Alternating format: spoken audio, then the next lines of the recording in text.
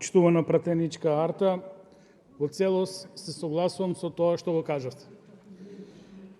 Единствено, сакам само да ве надополнам, да сватете со каков сериозен проблем имаме работа. Заштитата на природата, заштитата на шумата.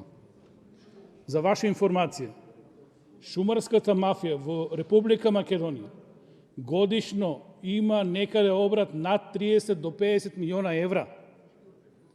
Тоа е страшно организиран систем на кој државата досега не може да најде соодветен одговор.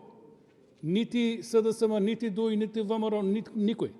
Нити алтернатива, алијанса. Огромна пара, огромна мок концентрирана и инфилтрирана во сите институции. Тоа е проблемот, што сакам јавно да го кажам на ова говорница. Како професионалец од ова област, цел живот слушам само убави приказки, шумата, да ја заштитиме. Реално немаме заштита на шумата на терен. До овој момент. Уште еден факт, ноторен факт. Тежок изговор е решавањето на социјалната енергија. Тоа е само закрила на мафијата која стои во позадина и управува со овој проблем. Не ме сваќајте лично, единствено сакав само да кажам дека во Република Македонија имаме сериозен проблем.